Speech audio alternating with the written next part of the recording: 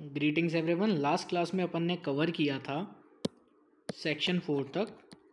इस क्लास में अपन कोशिश करेंगे कि अपन कम से कम सेक्शन 5 से लेकर सेक्शन 10 तक कवर करें, और भारतीय साक्ष्य अधिनियम अगर मेरे में एनर्जी रही तो मैं 10 के बाद भी कोशिश करूँगा कवर करने की। तो चलिए स्टार्ट करते हैं। Okay, section 5, facts which are occasion, cause or effect of fact in issue or relevant fact. Fact which are occasion, cause or effect, immediate or otherwise of relevant facts or facts in issue, or which constitute a state of things under which they happened, or which afforded an opportunity for their occurrence or transaction are relevant. अब चलिए अपन जाके note से समझते हैं section 5 बोलता क्या है। Section 5 अपन को कितनी चीज़ों के बारे में बताता है, पहले अपन को ये बाइफरकेट करना ज़रूरी है। सेक्शन 5 बात करता है कॉज के बारे में कि क्या कारण था, दूसरा इफ़ेक्ट के बारे में, तीसरा स्टेट ऑफ थिंग्स के बारे में, फोर्थ ओकेजन और अपॉर्चुनिटी के बारे में।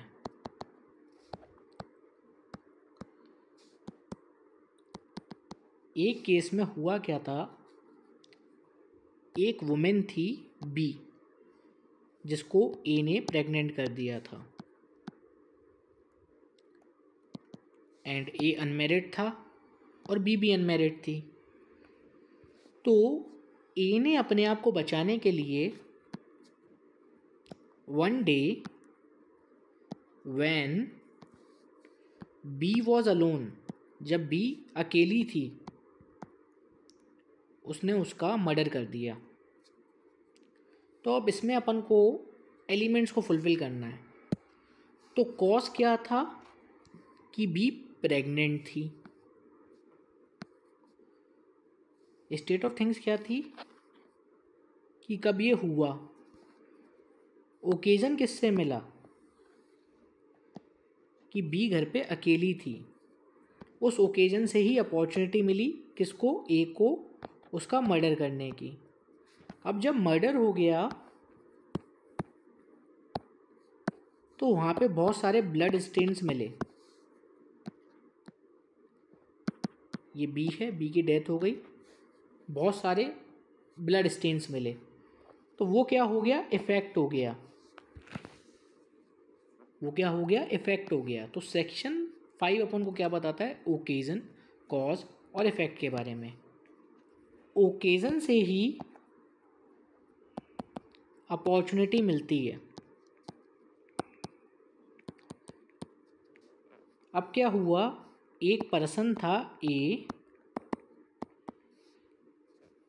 जो कि फेयर में गया हुआ था, और उसने उससे पहले बी को बताया कि मैं अपने साथ 2 लाख रुपीस कैरी कर रहा हूँ। अब ओकेजन क्या था, फेयर में जाना। फेयर में जाना ओकेजन था। अब हुआ क्या, बीच फेयर में लाइट चली गई। इस लाइट के जाने से क्या मिल गया, रॉबरी करने वालों को, चोरी करने वालों को, थेफ्ट करने वालों को अपॉर्चुनिटी। तो ओकेजन से ही हमेशा अपॉर्चुनिटी मिलती है। स्टेट ऑफ थिंग्स क्या थी कि बी जो था वो 2 लाख रुपीस कैरी कर रहा था। अपन एक एग्जांपल लेते हैं। एग्जांपल में बोलेंगे स्टेट वर्सेस ए। अब स्टेट से आप समझ गए होंगे ये क्रिमिनल केस है। इसमें फैक्ट इन इशू क्या है, ए किल्ड बी, ए ने बी को मारा।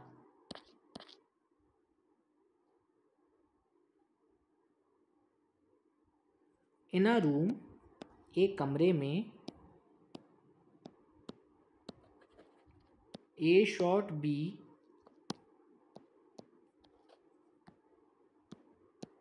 With gun. एक कमरे में ए ने बी को मारा गन से। बीज ब्लड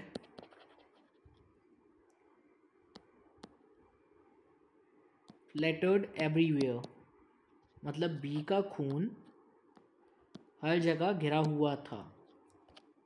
ये तो हो गया इफेक्ट। रूम में बी अकेला था, तो इससे क्या हुई, opportunity. B died due to gun shot, तो ये भी क्या था, उसकी डेथ क्या थी, इफेक्ट था। These all are relevant fact under section 5, क्योंकि ये फैक्ट इशू को प्रूव करने में हेल्प कर रहे हैं, इसलिए ये सब क्या हो जाएंगे, रिलेवेंट हो जाएंगे। जो थ्योरी ऑफ लास्ट सीन भी है, जो थ्योरी ऑफ लास्ट सीन है वो भी अपन को सेक्शन 5 के अंदर ही देखने को मिलती है।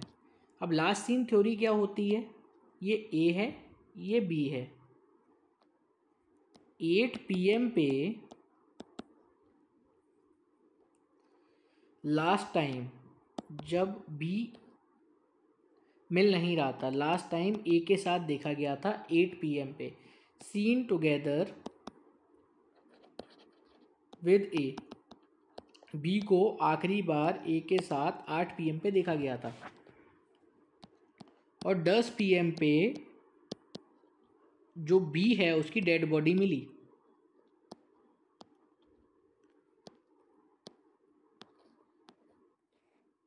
तो इसमें लास्ट सीन थ्योरी में क्या होता है, ये माना जाता है कि ए के पास ओकेजन था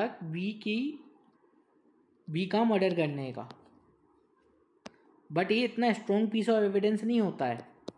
फिर ट्रायल होता है, ए को बुलाया जाता है, प्रोसिक्यूशन प्रूफ करने की कोशिश करता है। प्रोसिक्यूशन वो होता है जो कि स्टेट की तरफ से होता है कि B was seen alive for the last time with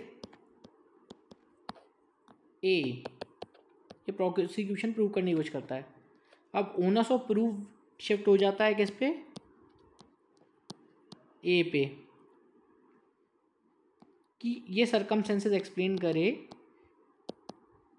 कि भले ही वो मेरे साथ आखिरी में देखा गया था, बट उसके मरने से पहले हम लोग काफ़ी दूर हो चुके थे और मेरा इसमें कोई भी इंटरफेरेंस नहीं है। तो ये अपन को बेसिकली बताता है ओकेजन, कॉज एंड इफेक्ट। जब इसका इलस्ट्रेशन पढ़ेंगे तो और अच्छे से समझ में आएगा अपन को।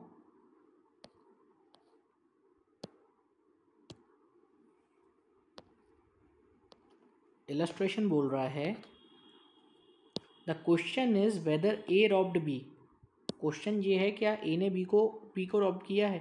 The fact that shortly before the robbery, facts ये हैं कि रॉबरी से पहले B went to a fair with money, B fair में गया था मनी के साथ, in his possession, that he showed it or mention the fact that he had to the third person are relevant. Fair क्या हो गया, occasion हो गया।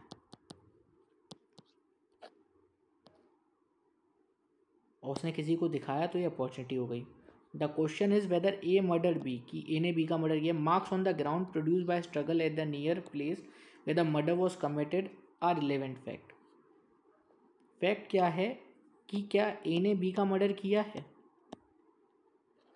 अब हुआ क्या है, मार्क्स ऑफ स्ट्रगल मिले हैं उस प्लेस पे, तो ये क्या बताते हैं, इफेक्ट बताते हैं कि मर्डर हुआ है। The question is whether A poison B, की ए ने बी को पॉइजन दिया है। The state of B's health before the symptom ascribe poison and habits of B known to A which afforded an opportunity for administration of poison are relevant fact. Facts ये हैं क्या ए ने B को poison दिया है, तो B की habits ए को पता थी, इससे उसे अपॉर्चुनिटी मिल रही पॉइजन देने की। तो ये इलस्ट्रेशन बता रहा है। तो मतलब सेक्शन 5 में सिंपली ये बताया गया है कि क्या क्या चीज़ें रिलेवेंट फैक्ट होंगी। तो इसमें बेसिकली 5 चीज़ रिलेवेंट हैं। उन 5 चीज़ों में पहला है occasion, cause, effect, opportunity state of things, ये सारी चीज़ें आपकी रिलेवेंट हो जाएंगी सेक्शन 5 में। अर्लियर ये सारी चीज़ें रिलेवेंट हुआ करती थी सेक्शन 7 ऑफ भारतीय इंडियन एविडेंस एक्ट। तो अपन चलते हैं सेक्शन 6 में, मोटिव, प्रिपरेशन एंड प्रीवियस और सब्सिक्वेंट कंडक्ट।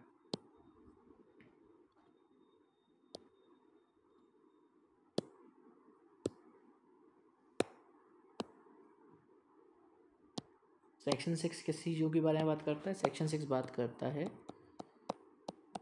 मोटिव के बारे में, प्रिपरेशन के बारे में, कंडक्ट के बारे में, जो कि ये previous conduct, subsequent conduct.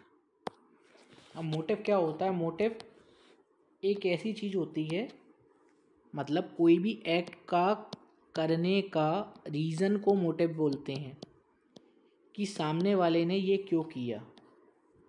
Preparation क्या होती है? एक्ट करने से पहले किसी चीज़ का प्रिपरेशन करना। सपोज़ ए को बी को मारना है पॉइज़न देके, तो ए क्या करेगा? मेडिसिन शॉप पे जाएगा पॉइज़न लेने। तो ये क्या हो गई? प्रिपरेशन हो गई। ये क्या हो गई? इसमें प्रिपरेशन हो गई। कंडक्ट क्या हुआ? मान लो जब कोई एक्ट हो जाता है उसके बाद पार्टी का क्या कंडक्ट है। अब तीनों को अपन एक एक एग्जांपल समझेंगे। मोटिव को समझते हैं पहले।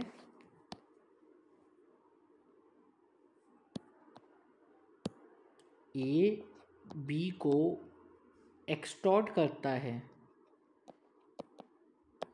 कि मुझे मनी दो, मुझे पैसे दो, वरना मैं सबको बता दूंगा कि तुम्ही ने सी को मारा है। डेथ ऑफ सी। अब बी को लगता है यार अगर ये ज़िंदा रह गया तो ऐसे ही मुझे बार बार एक्सटॉर्ट करता रहेगा, तो बी ने ए का मर्डर कर दिया। तो इस केस में मोटिव क्या था बी का? बी का मोटिव ये था कि ए को पता चल गया था कि उसने सी का मर्डर किया है, तो उस वजह से उसने, उसके मोटिव की वजह से ये रीज़न था बी का ए को मारने का। अब क्या होता है प्रिपरेशन में, ए को मारने के लिए बी पॉइजन लेके आता है किसी शॉप से, तो ये किस में आ जाएगा? प्रिपरेशन में आ जाएगा। अब एक जगह पे ए खड़ा हुआ था, तो एक पर्सन आके बोलता है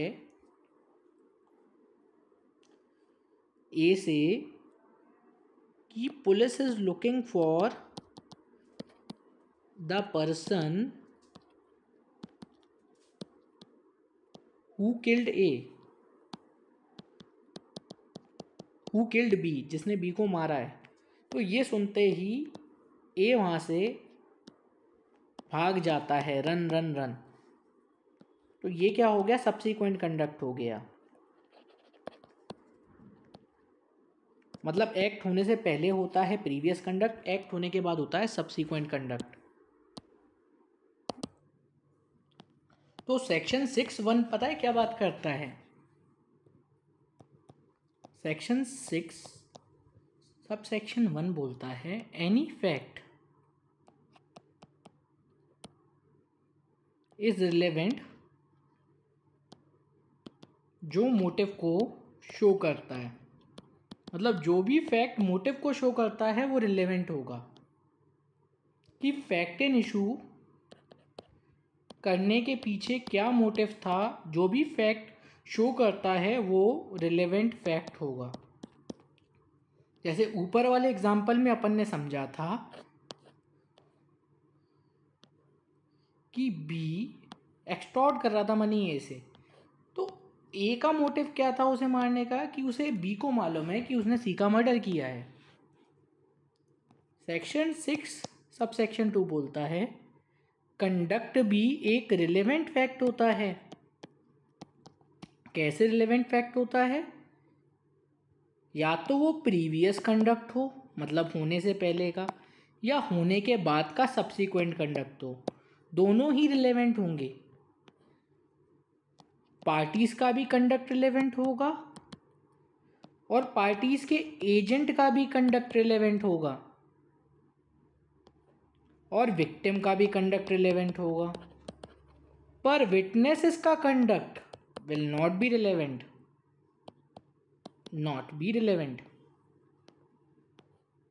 कंडक्ट इन रिफरेंस होना चाहिए विद फैक्ट एंड इशू। मतलब कैसे? मान लो किसी ने आके बोला ए से कि बी ने जिसका मर्डर किया है उसको पुलिस ढूंढ रही है, उस कंडक्ट की वजह से ए वहाँ से भाग गया, तो ये क्या हुआ? इन रिफरेंस हुआ विथ फैक्ट एंड इशू। तो अभी मैंने आपको बताया कि कंडक्ट दो टाइप का होता है, प्रीवियस या सब्सिक्वेंट। और प्रीवियस और सब्सिक्वेंट में कंडक्ट रेफरेंस में होना चाहिए to fact and issue. Conduct in reference to क्या होना चाहिए? Fact and issue. मतलब किसी ने आके ए से बोला कि पुलिस उसे ढूंढ रही है जिसने बी का मर्डर किया है, इसको देख के ए रन कर गया, तो इसमें कंडक्ट क्या हुआ? रन, जो कि है सब्सिक्वेंट कंडक्ट। ठीक है, चलो अब डायरेक्ट पे चलते हैं समझने के लिए। Section 6, any fact is relevant which shows और कॉन्स्टिट्यूट सम मोटिव और preparation for any fact and issue or relevant fact. कोई भी फैक्ट रिलेवेंट है, रिलेवेंट फैक्ट है अगर वो शो करता है मोटिव को और प्रिपरेशन को, तो वो क्या होगा? वो रिलेवेंट हो जाएगा। As simple as that.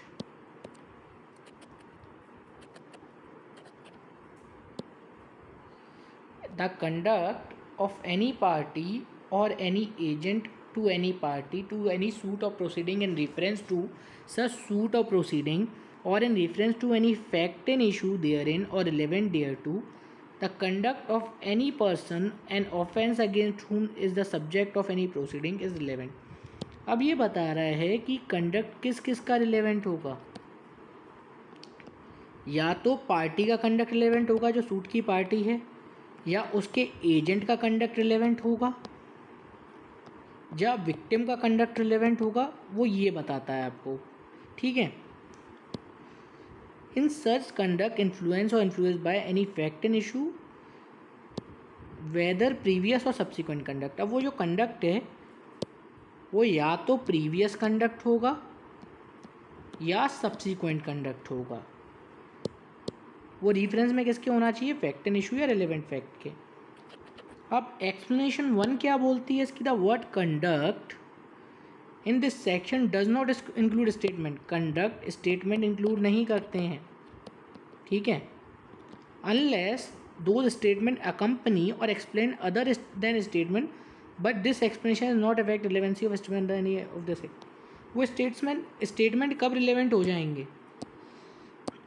वो स्टेटमेंट तब रिलेवेंट होंगे जब वो कंडक्ट को अकम्पनी कर रहे हैं। कैसे? लाइक ए को किसी ने आके बोला कि जिसने बी का मर्डर किया है उसको पुलिस ढूंढ रही है, तो ये क्या हो गया? इससे ए रन कर गया, ये कंडक्ट हो गया, तो ये स्टेटमेंट रिलेवेंट हो जाएगा जो उस पर्सन ने बोला है, क्योंकि उसको अकम्पनी क्या कर रहा है? कंडक्ट कर रहा है। एक्सप्लेनेशन 2 क्या बोलती है? When the conduct of any person is relevant, जब कंडक्ट रिलेवेंट होता है किसी पर्सन का, any statement made to him in the presence और hearing affects the conduct is relevant. जिसने उस कंडक्ट को इफेक्ट किया है वो स्टेटमेंट भी रिलेवेंट हो जाएगा। Illustration A is tried for the murder of B. A पे ट्रायल चल रहा है बी के मर्डर का।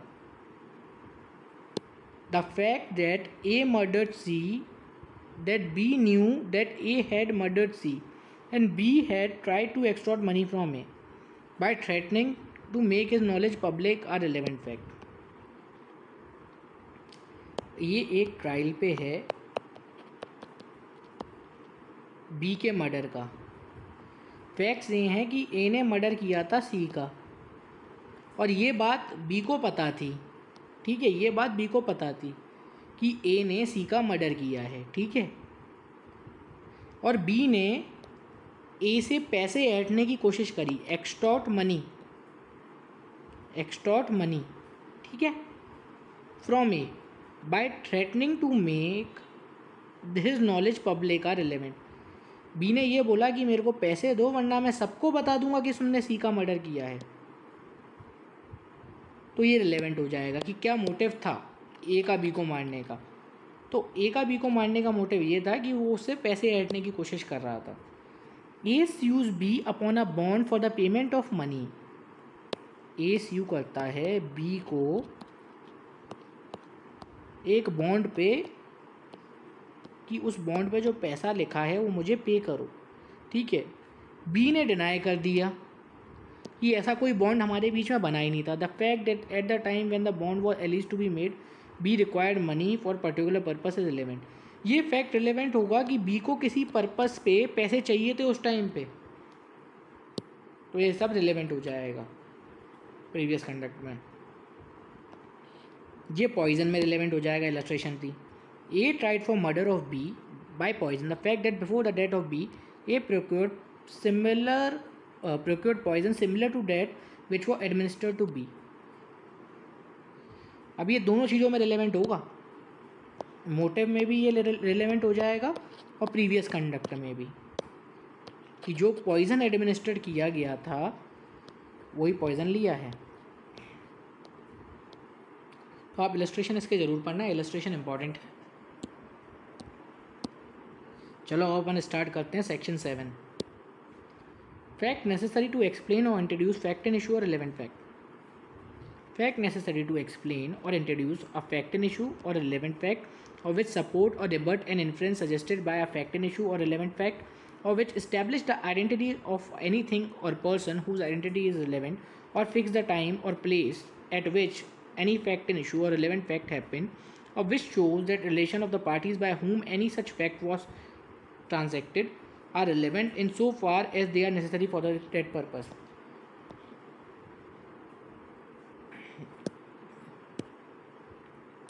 सेक्शन 7 उनके बारे में बात करता है, सेक्शन 7 उन फैक्ट्स के बारे में बात करता है जो कि ज़रूरी हैं to explain or introduce fact and issue or relevant fact.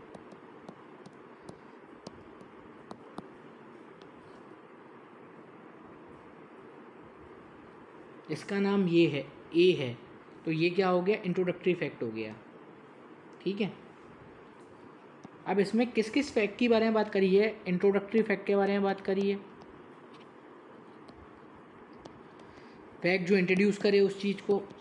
दूसरा एक्सप्लेनेटरी फैक्ट के बारे में बात करी है, फैक्ट जो उसको एक्सप्लेन करे। सपोर्टिव फैक्ट की बात करी है, फैक्ट जो उसको सपोर्ट करे।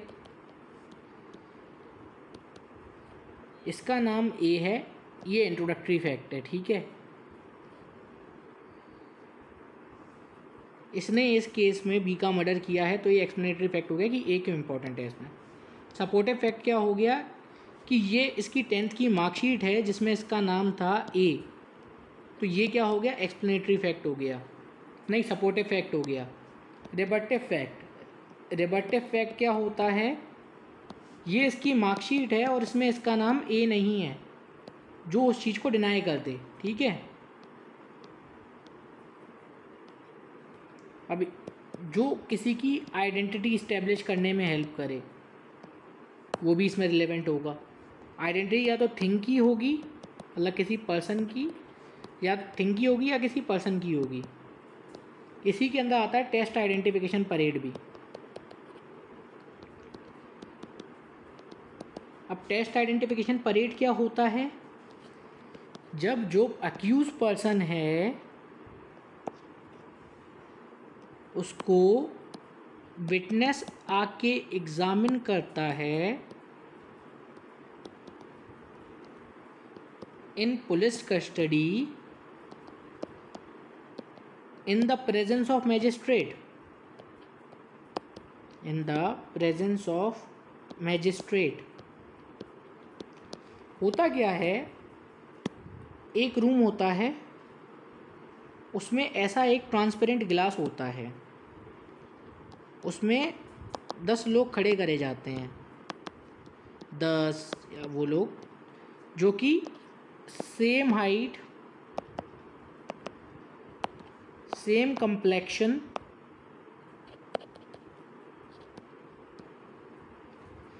के होते हैं, और इस साइड पे उस मिरर के मैजिस्ट्रेट साहब और वो विटनेस होते हैं। इसमें विटनेस एग्जामिन करता है कि उसने किस पर्सन को वो ऑफेंस कमिट करते हुए देखा था। बाद में इसे मैजिस्ट्रेट नोट डाउन करता है, और इसी फैक्ट को जिसको इसने एग्जामिन किया अगर ये कोर्ट में जाके वापस एग्जामिन कर देता है तो ये कोरोबरेट हो जाता है, मतलब सपोर्ट कर देता है उस फैक्ट को। अब पुलिस यहाँ पे क्यों नहीं होती? क्योंकि पुलिस के सामने दिया हुआ स्टेटमेंट इज नेवर रिलेवेंट। तो सेक्शन 7 अपन को सिंपली बताता है कि वो सारे फैक्ट्स रिलेवेंट हैं जो कि नेसेसरी हैं to introduce a thing, to explain a thing, to support a thing, to rebut a thing, and जो किसी भी प्लेस की या थिंग की आइडेंटिटी करें। अब थिंग की आइडेंटिटी कैसे होगी? मान लो ये एक गोल्ड शॉप है, इधर मिस एक्स जाती हैं अपनी गोल्ड चेन पहन के, और जब यहाँ से बाहर निकलती हैं तो वो जो गोल्ड चेन होती है वो उनके पास नहीं होती है। अब सीसीटीवी कैमरे में उन्हें कोई पर्सन उसे ले जाता हुआ दिखता है, तो अगर उसका वो आइडेंटिफिकेशन कर देंगी कि ऐसा ही कोई दिख रहा था उसमें। अब मान लो पुलिस को वो चेन मिलती है, तो चेन के लिए आइडेंटिफिकेशन के लिए पुलिस स्टेशन में मिस एक्स को बुलाया जाता है, तो मिस एक्स बोलती हैं यही वो चेन थी सर जो चोरी हुई थी। तो ये थिंग की आइडेंटिफिकेशन हो गई, वो भी किस में रिलेवेंट हो जाएगी? सेक्शन 7 में, सेक्शन 7 में रिलेवेंट हो जाएगी, सेक्शन 7 में रिलेवेंट होगी।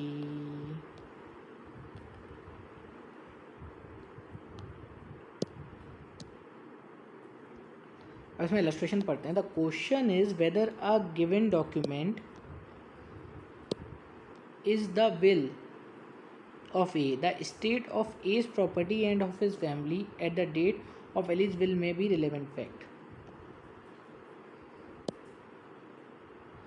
क्वेश्चन ये है कि जो डॉक्यूमेंट है ए की विल का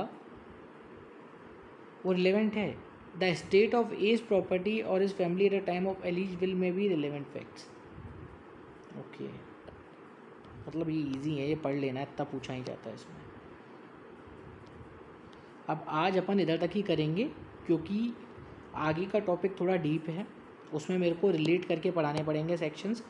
इसमें सेक्शन 8 के साथ अपन को 24 भी पढ़ना पड़ेगा, तो इसलिए थोड़ा इसको अगली क्लास में करेंगे अपन। अगर आपको आज का वीडियो समझ में आया हो तो इस वीडियो को लाइक करें, अगर कोई डाउट हो तो कमेंट बॉक्स में मेंशन करें, एंड आप पे मेरे चैनल की रेगुलर नोटिफिकेशन आते रहे इसलिए इस चैनल को सब्सक्राइब करें और बेल आइकन को प्रेस करें। So that's all for today. Thank you so much for your time.